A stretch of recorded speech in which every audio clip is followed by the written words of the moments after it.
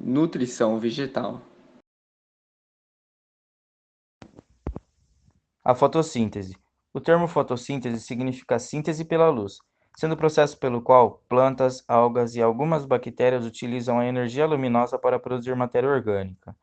A fotossíntese é o principal meio de produção de energia dos seres autótrofos.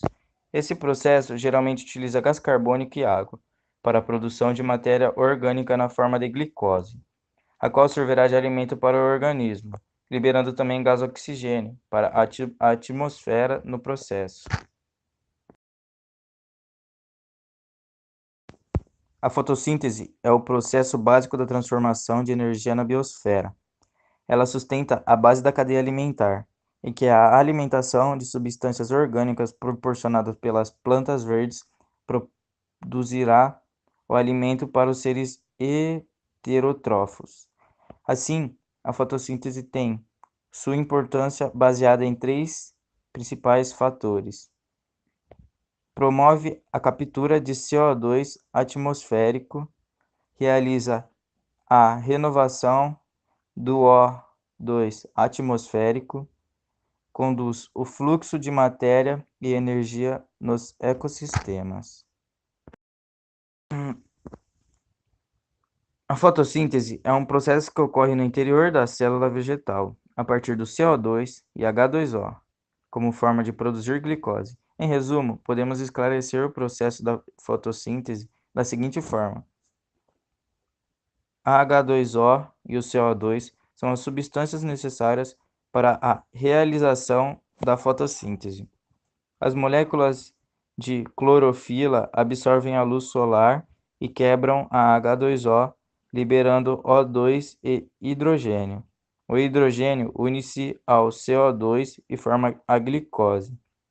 Esse processo resulta na equação geral da fotossíntese, a qual representa uma reação de oxidação-redução a H2O do elétrons como o hidrogênio para reduzir o CO2 até formar os carboidratos na forma de glicose.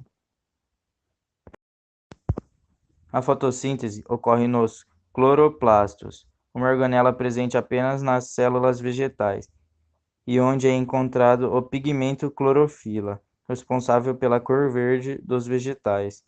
O pigmento podem ser divididos com qualquer tipo de substância capaz de absorver a luz.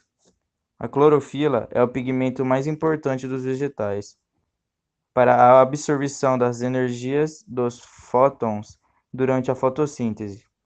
Outro pigmento também participa do processo, como os carotenos e as xantofilas.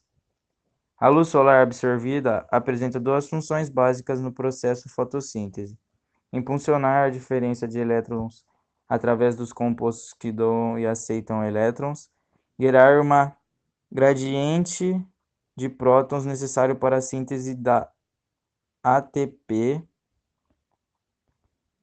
adenosina, trifosfato e energia.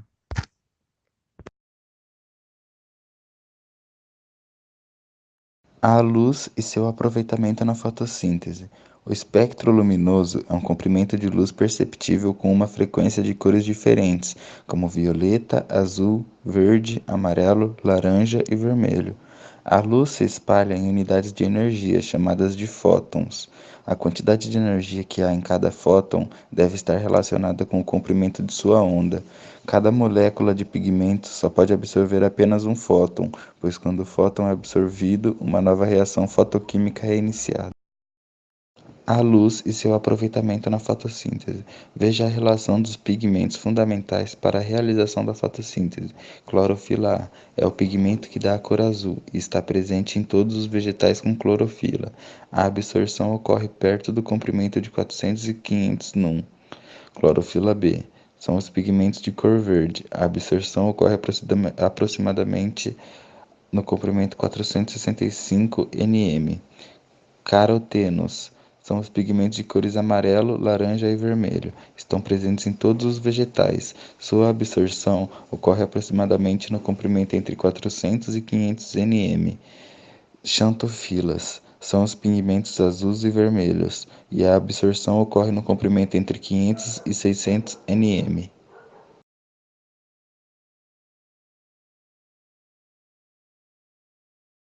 Fase clara da fotossíntese. Ela é conhecida como fotoquímica e sua fase clara ocorre em suas estruturas membranosas. Nos cloroplastos, ela ocorre nas tilacoides, que apresentam clorofila. Isso porque nessas membranas existem substâncias chamadas de citocromos, que participam de processo através de uma cadeia transportadora de elétrons. Ocorre nessa fase a fotofosforilação, ou seja, a produção de ATP, fosforilação do ADP, com a participação da luz, daí o nome. Fotofosforilação. A luz estimula a clorofila, que libera elétrons para uma cadeia transportadora constituída de citocromos na membrana da tilecoide. A transferência de elétrons entre citocromos está ligada à síntese do ATP. Os elétrons podem retornar para a clorofila ou não. A fase escura da fotossíntese pode ser chamada também de química. Nessa fase, o dióxido de carbono é reduzido à glicose, processo endotérmico, em um processo chamado de ciclo de Calvin-Benson. O agente redutor é o NADPH, que transfere elétrons para o ciclo, enquanto que o ATP fornece energia para o processo. A glicose é o produto do ciclo de Calvin.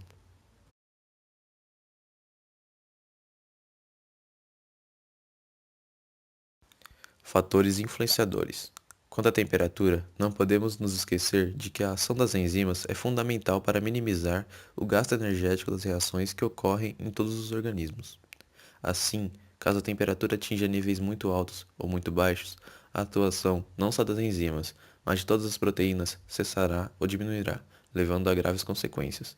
Esse processo é chamado de desnaturação. Temos temperaturas amenas naturalmente, não ultrapassando o limite de 35 graus Celsius, e, em relação à luminosidade solar, temos uma ótima oferta. O fator limitante ao processo natural da fotossíntese é a pouca quantidade de gás carbônico presente na atmosfera. A quantidade natural de gás carbônico na atmosfera está entre 0,03 e 0,04%, ou seja, a quantidade é mínima. Assim, estudos comprovaram que ao se aumentar a concentração de gás carbônico, haverá uma resposta positiva em relação à produção de matéria orgânica, através da fotossíntese. Logo, temos estabelecido um limite máximo de 0,3% de gás carbônico, como quantidade ideal para a realização do processo fotossintético, uma vez que acima desta concentração não haveria modificações positivas no processo. Existe o nível de temperatura ideal, diretamente relacionada com a intensidade da luz para que os organismos funcionem corretamente, e com as plantas não é diferente. Temos atualmente que o limite de temperatura ideal para o processo de fotossíntese é de aproximadamente 35 graus Celsius, visto que a partir desta temperatura a fluidez da membrana onde está presente a clorofila será alterada.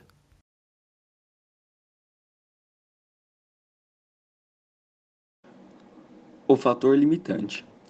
Como exemplo de fator limitante, podemos citar uma situação de uma planta.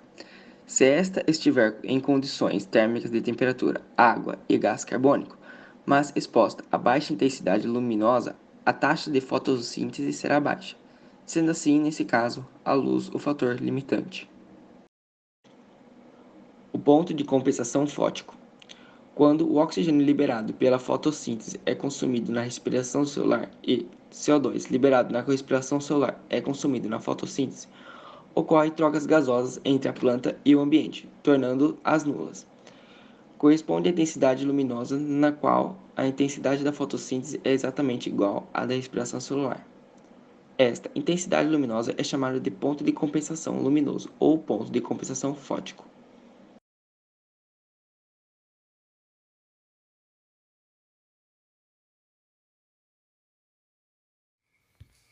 Plantas de sombra e plantas de sol. As plantas com um ponto de compensação luminoso alto, as plantas de sol, possuem a intensidade da fotossíntese maior que a intensidade da respiração, o que quer dizer que a glicose e o oxigênio são mais produzidos do que absorvidos, resultando no desenvolvimento da planta. As plantas com um ponto de compensação luminoso baixo, as plantas de sombra, possuem a intensidade da fotossíntese menor que a intensidade da respiração, o que quer dizer que a glicose e o oxigênio são menos produzidos do que absorvidos. As plantas com ponto de compensação luminoso alto são chamadas de umbrófilas. Já as plantas com ponto de compensação baixo são chamadas de heliófilas.